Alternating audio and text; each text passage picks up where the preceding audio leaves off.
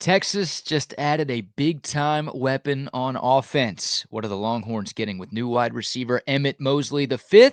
We'll tell you on today's episode of Locked On Longhorns. Intro!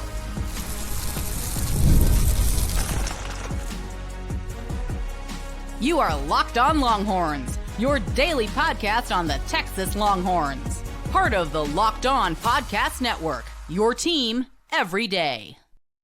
Welcome in. You're locked on to the Texas Longhorns. I'm your host, BK Brad Kellner, Texas grad, Austin native, and longtime sports radio host here in the Lone Star State. Thank you for making Locked On Longhorns a part of your day every single day.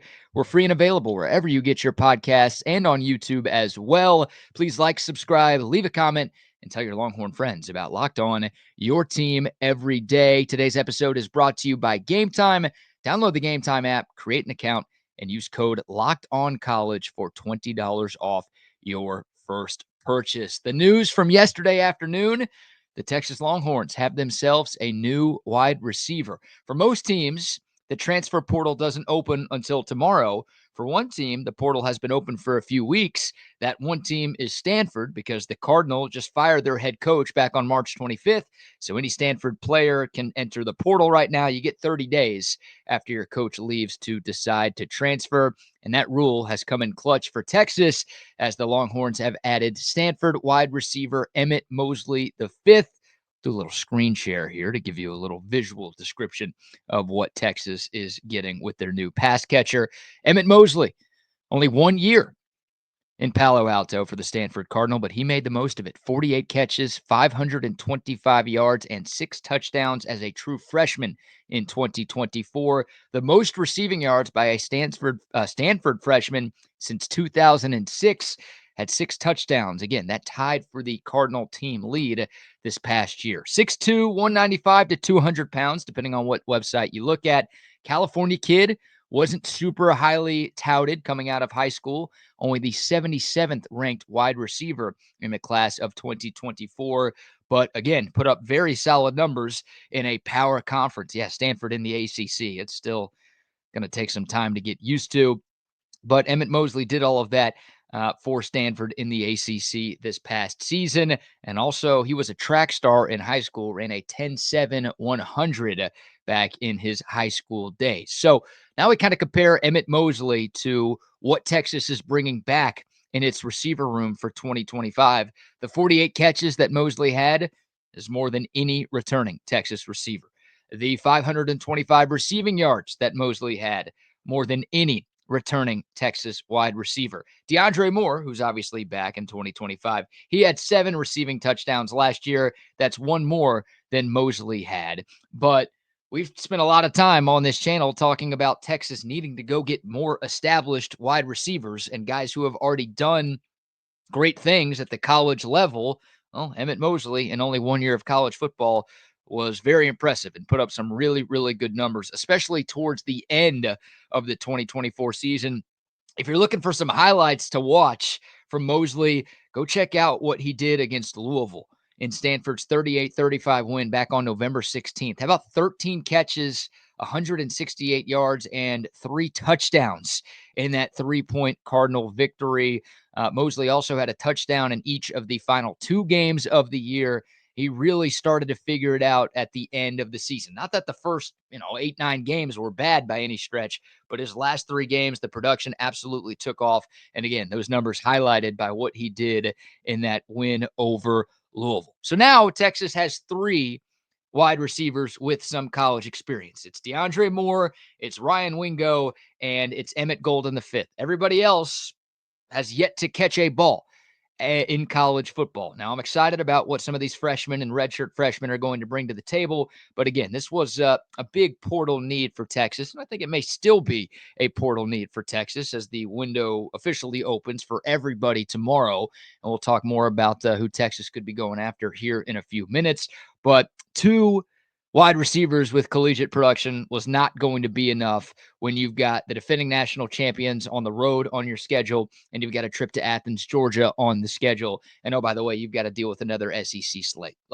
Again, excited about what these young guys are going to become, but to win games at the highest level and to compete for championships I think Texas needed a little bit more help on the outside, and I think Emmett Mosley is going to help with that. And Steve Sarkisian talked about it last week. I think we played the audio for you last week.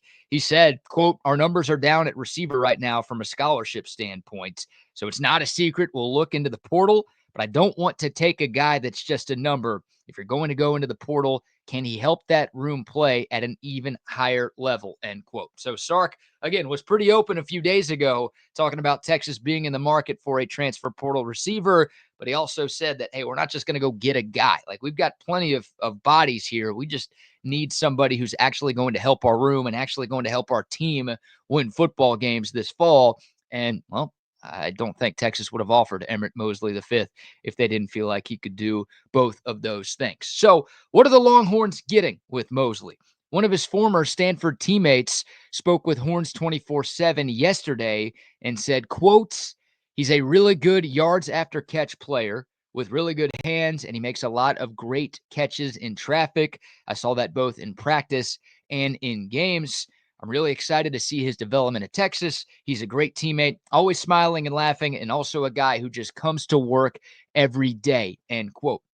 Again, that is a former Stanford teammates of Emmett Mosley V talking about the wide receiver and what he saw from him in his 1 year in Palo Alto. Really good yards after catch guy, really good hands, makes a lot of great catches in traffic, and got a great personality as well. Always smiling, always laughing, and a guy who comes in to work every single day. So I like this fit for Texas as well. You've got Ryan Wingo, the immensely talented Ryan Wingo, going into his second year on the outside. I think DeAndre Moore is going to kind of grow into his own in that slot role. Mosley provides value as a sizable bodied possession receiver. Again, 6'2", around 200 pounds, but also has that track speed as well. That's a good combination of size and speed that is not always easy to find. And again, with Mosley, you don't have to do a whole lot of projecting. Obviously, it's a step up in class going from the all cupcake conference in the ACC to the SEC, but this is a guy in college football who has some pelts on the wall and had no problem adjusting to the speed of the collegiate game. Per Pro Football Focus, 41 of Mosley's 71 targets last season came on attempts that traveled less than 10 yards in the air. So, again, yards after catch guy, throws over the middle, catches in traffic.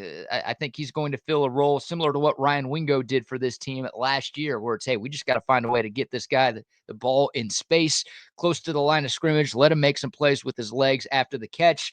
And it sounds like Emmett Mosley did a lot of that in his one season at Stanford. So I'm fascinated to see how this works. Can he be this year's A.D. Mitchell? Can he be this year's Matthew Golden? I don't know. He doesn't have as much experience as those guys did. I mean, A.D. Mitchell was a part of 2 national championship teams at Georgia.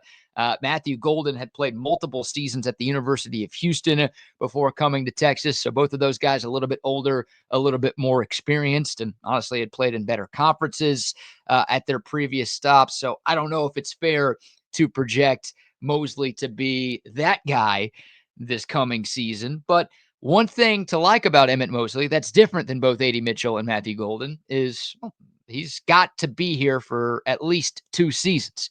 Mosley's not draft eligible after 2025, right? A.D. Mitchell was a one-and-done guy. Matthew Golden, a one-and-done guy. Well, Mosley can't be a one-and-done guy. He's got to play 2 more years of college football before he's even eligible for the NFL draft. So I think we all love the job that Chris Jackson has done as the receivers coach here in Austin. And he's done a tremendous job developing talent, whether it was high school recruits or transfer portal additions, and turning those guys into productive college players and ultimately NFL draft picks. Getting Chris Jackson the opportunity to get his hands on Emmett Mosley, I think that's a big part of why Mosley's coming here, number one, but I think that should give you some excitement that there might be multiple years of development here in Austin coming for Emmett Mosley. And maybe if it doesn't all click for him this year, maybe 2 years down the road, he could be a big time add for that wide receiver room. But again, I think he's going to be expected to make an impact right away in 2025. Of course, we'll see if the Longhorns add another wide receiver. I think they could use one more. No, I don't want to just add a body. Like Steve Sarkisian said, if you are going to bring in somebody else, go get a guy with some skins on the wall. Go get a guy with a resume that's impressive in college football. Don't just bring in, a young player who might be good down the road. Nah, go try to find that guaranteed short-term impact guy like A.D. Mitchell was, like Matthew Golden was, like Isaiah Bond was, like Silas Bolden was over these past couple of seasons. But this is a big start and a great start for Texas there at wide receiver. They still need a tight end. They still need a defensive lineman, if not multiple defensive linemen. But wide receiver was, without question, one of the biggest areas of need for Texas in the portal. And they're off to a good start. I expect more news to come from that over the next couple of days. By the way, Mosley's parents played sports at Notre Dame. His dad, Emmett, was a former running back and wide receiver for the Fighting Irish. His mom played soccer and won the Herman Trophy in 1996, which is college soccer's equivalent to the Heisman Trophy. Mosley's got a sister that plays college soccer, and he's got a younger brother that's a 4-star receiver in the class of 2026 that is currently committed to USC. So maybe, double whammy here for Texas. They get older brother Emmett to Texas, but also this might help them recruit Trent Mosley, the younger brother, who, again, is a very highly regarded wide receiver in this recruiting cycle. Texas has offered, again, currently a USC commit, so we'll see if the Longhorns can get a flip by bringing older brother to town. So maybe Sark playing chess, not checkers, with this move as well. But love this pickup for Texas. Excited to see what Emmett Mosley can do. And, yeah, those are some pretty salty numbers in a room that doesn't have a lot of returning production. Emmett Mosley made some great things happen in his first year of college football. He's got his body right, and excited to see what happens when he gets with Torrey Becton in the strength and conditioning program, and also what he does with better quarterback play, better talent around him, and all of those great things. All right, speaking of Texas football, Steve Sarkisian met with local media yesterday to provide some updates on spring practice and the transfer portal, including conversation about why Texas has had so much success in the portal these last couple of years. We'll let you hear from the head coach next, right here on Locked On Longhorns. But first, a word for our friends at Game Time. There is nothing like the atmosphere of an NBA playoff game. Every bucket, every defensive stop, every moment feels huge. It's electric in the arena, and with Game Time, you could be a part of it without all of the stress of that last-minute ticket hunting. Game Time makes it fast and easy to get postseason tickets, even when the demand is sky high. Prices on the app actually go down the closer you get to tip-off, and their last-minute deals can save you up to 60%. Again, up to 60% in savings last minute, and they've got their all-in pricing on Game Time. So you're not going to get hit with any surprise fees when you check out. What you see is what you pay, so you can go to all of the games that you want to go to, and you pay a great price as well. Take the guesswork out of buying tickets with our friends at Game Time. Download the Game Time app, create an account, and use the promo code LOCKEDONCollege for $20 off your first purchase. Terms apply. Again, create an account and use the code LOCKEDONCollege for $20 off. Download Game Time today. Last minute tickets, lowest price, guaranteed. All right, welcome back to Locked On Longhorns, your team every day. 10 practices down, 5 more to go for Texas football in the spring. Of course, the Longhorns will wrap up spring ball with Fan Day coming up 1 week from Saturday. We'll talk more about that next week. But today, we've got a couple of cuts from Steve Sarkisian, who met with a group of assembled media in Austin yesterday. We're going to start with this one. This is part of the opening statement from Coach Sark yesterday. Here's the coach talking about what he hopes his team can accomplish over this final week and a half of spring ball. Like I said, we've got 5 practices to go. We're trying to impress upon them a real sense of urgency to maximize these 5 days that are coming up, and to be really intentional with our approach, to be really intentional on what we're trying to get better at individually and collectively, so that we can really grow as a team heading into the summer and then into fall camp. So, like I said, that this is a really important time for us, these last 5 practices, because really offense, defense, the bulk of all that stuff is in. It's now who can retain, who can fine tune and tweak some of those little things, and then show us the growth, right? That they're not flatlining, that they're able to continue to grow and get better, so that we can get a real good sense of what we're going to be looking like headed into the summer. So there's Steve Sarkisian right there. Again, what the Longhorns hope to accomplish in their final third of Texas spring practice. And Sark has talked about being intentional a lot, right? Coming into work with that workmanlike mindset. And that's what you need to see from these players and a lot of young guys on this Texas team. Obviously, the Longhorns having to replace a ton of talent from the 2024 squad. Only 3 returning starters on offense. You're losing some key pieces on defense as well. So what have you seen from some of the lesser, younger, inexperienced guys that are on this roster? Of course, 22 early enrollees for Texas football. They've gotten plenty of opportunities to showcase their abilities through the first 2/3 of spring practice. But yeah, Sark trying to figure out, okay, what do we have here before we part ways with our team for the next couple of months? And guys will still be on campus doing their final exams. A lot of the guys will stay around Austin over the summer. They'll continue to work out at the facilities. They'll be around the program. But obviously, this is the last practice. These are the last practices, I should say, that Texas can officially have until we get to fall camp around the start of August. So making the most of these final 5 practices over the last week and a half goes without saying. Very, very important to Steve Sarkisian and the coaching staff. Breaking in a new roster of players, but also breaking in new coaches as well, as the Longhorns are replacing 3 high-level assistants from last year's team. So, yeah, being intentional, making sure everyone's on the same page, and continuing to progress. All of those things, obviously, very, very important. Texas, let's do this one.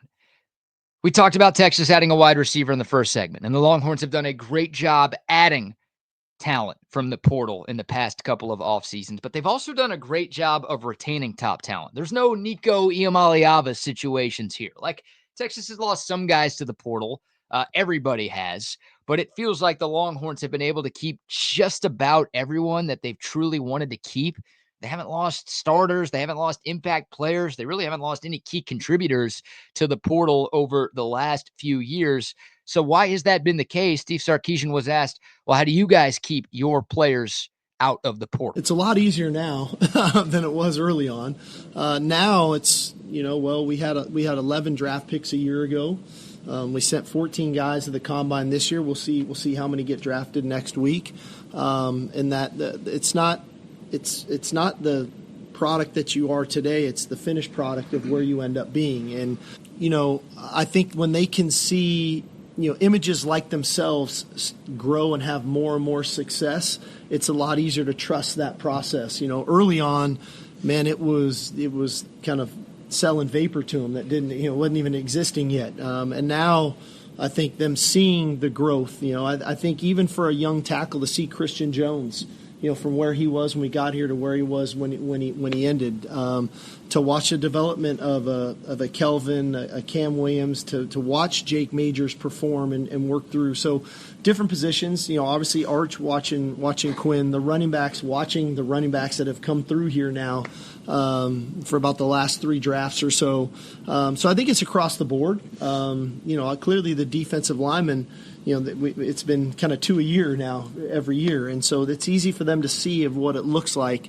But again, we get everybody wants to have success. I think at the end of the day, and it's them understanding maybe sometimes why there isn't the immediate success, but that the success will come if you trust the process that we're putting in front of them. So there's Steve Sarkisian talking about the long game, right? Not just coming here for 1 year, making a bunch of money, and that's it. Like, no, if you come to Texas, we're going to develop you, and we're going to get you ready for the next level. And I say this all the time. Like, when you sign to play football at a place like the University of Texas, your goal is not to just play football at the University of Texas, and that's it. Your goal is to play football on Sundays. And Steve Sarkisian mentioned it at the start of that answer. Texas has done a tremendous job developing guys into NFL draft picks. 11 drafted players last year. The Longhorns might have 13, 14, 15, potentially even 16 players drafted next weekend. And they're flirting with Georgia's record, right? Georgia right now is the 2-year record with 25 players drafted in a 2-year span. Texas had 11 last year. Y'all can do the math. 14 would tie it. 15 would break it. I said y'all can do the math. I just did it for you. Sorry about that. I should have trusted y'all a little bit more. But point is, Steve Sarkisian has a lot of things that he can point to try to convince kids, number one, to come to Texas, whether it's out of high school or out of the transfer portal. Like, hey, look at Christian Jones. Look at, Tavondre Sweat was a 3-star. Look at what we did with him. You just point to a bunch of different players at a bunch of different positions, and there are obvious tangible cases of development that's going on at Texas that obviously wasn't going on at Texas for a long time under Steve Sarkisian's predecessors. So that's an easy sell. But also, I think Steve Sarkisian there is like, we're going to use our resources. Texas has plenty of resources. You don't bring in the number one recruiting class in the country without NIL. I'm not going to be naive and act like that has nothing to do with any of this. But Steve Sarkisian's like, we're not, if you want to get into a bidding war, if money is your only priority and you only care about short-term financial gain and you don't really care about getting better as a football player, getting better as a human being, or trying to compete with championships, then we might not be the best spot for you. We're looking for people who are invested into this program and invested in themselves to try to get better and develop.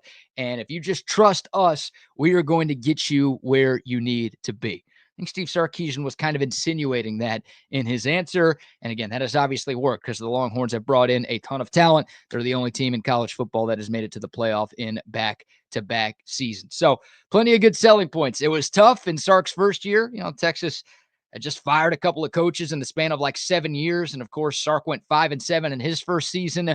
So it's one thing to just sell, hey, here's what we plan on doing. But now that you've actually seen it for the past couple of years, a lot easier to just say, no, here's what we have been doing, and you could be next if you just come to Texas or if you just decide to stay at Texas. We'll have more sound from Steve Sarkisian throughout the course of the week, including some offensive and defensive standouts through the first 10 spring practices. We'll have that for you on tomorrow's show. But we've got one segment left on today's show. We're going to talk a little Longhorn baseball. Texas is back at it tonight for the first time since becoming the number one team in America. We'll preview tonight's game against UTRGV, and I will tell you why this one should mean a little more to Texas than most midweek games do. That's coming up next right here on Locked On Longhorns. But first, a word for our friends at Monarch Money. Tax day today.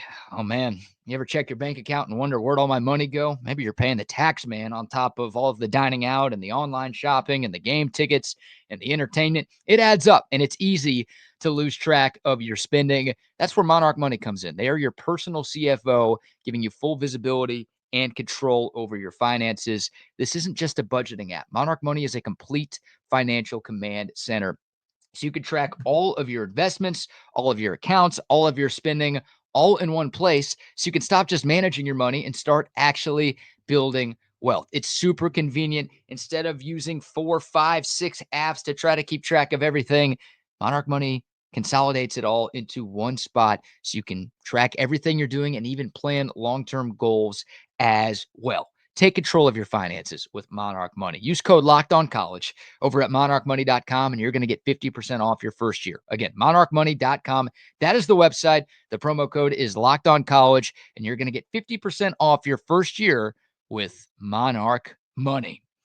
All right, welcome back to Locked On Longhorns, your team every day. For the first time in 3 years, the Texas Longhorn baseball team will play a game as the number one team in America. Texas, a unanimous number one. I think we touched on this a little bit yesterday. D1 Baseball, Baseball America, the USA Today coaches poll, all of them voted Texas as the top-ranked team in the land this week, and it's the first time in 3 years that Texas is number one. The Horns are home for all 4 games this week, and their week starts tonight against UTRGV. It's a pretty short week. Of course, Easter coming up on Sunday, so everybody has moved up the weekend series. Instead of Friday, Saturday, Sunday, we're going to get Thursday, Friday, Saturday. So pretty quick turnaround. 4 games in the next 5 days, 6 days, 5 days, 5 days for Texas baseball. I needed y'all to help with the math on that. That should not have been nearly as hard as it was.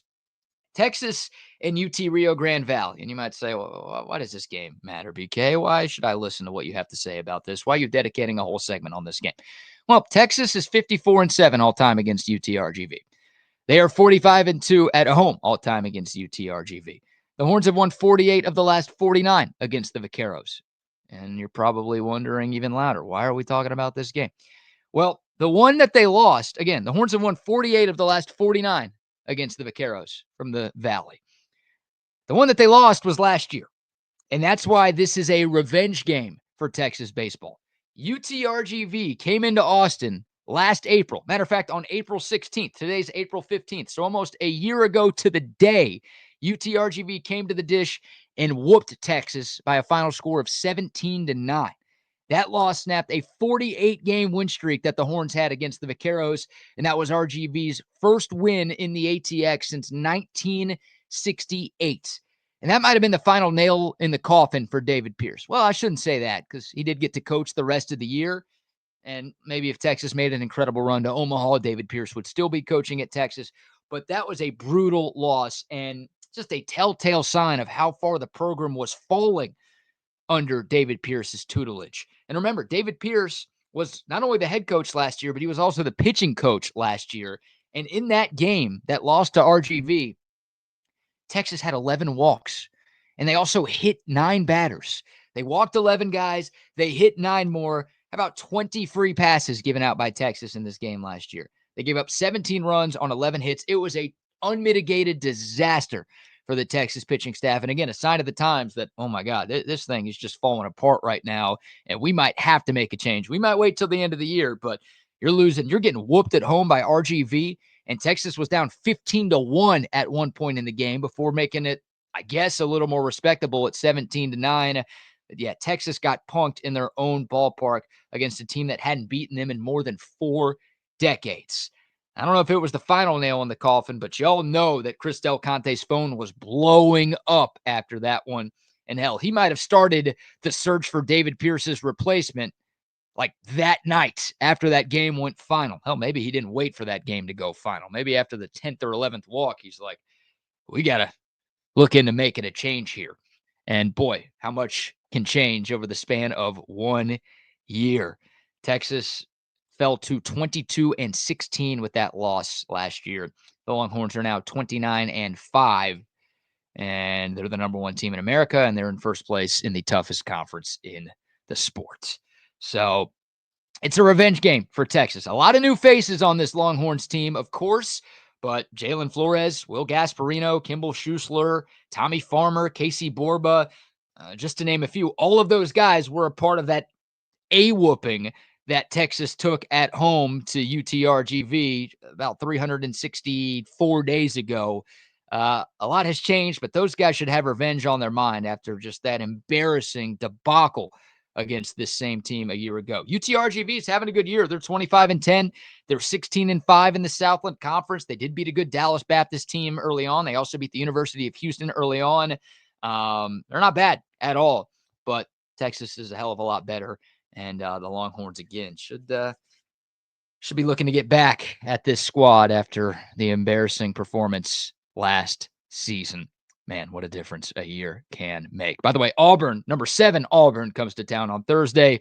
We'll be sure to preview that game when we get to Thursday. We'll preview that entire series when we get to Thursday. But that's going to do it for today's episode. Thank y'all so much for making Locked On Longhorns a part of your day every single day. For your next listen, check out the Locked On NFL Draft Show with Damian Parson and Keith Sanchez. As your favorite Longhorns and college football players get ready for the next level, get the latest draft rankings, rumors, and news every day. You can find Locked On NFL Draft on YouTube or wherever you listen to your podcast. Again, tomorrow, more sound from Steve Sarkisian talking about some standouts on both sides of the football for Texas spring practice, and we'll talk some Longhorn baseball and plenty more from around the 40 acres. There's always a lot happening on the 40, and we've got you covered every single day right here on Locked On Longhorns. Please like the video. Please subscribe. Please rate the podcast if you're listening via podcast, and don't forget to spread the word to your Longhorn friends about Locked On Longhorns. Appreciate y'all tuning in as always. Until next time, horns up, mic's off. We'll see y'all soon. This is Locked On Longhorns.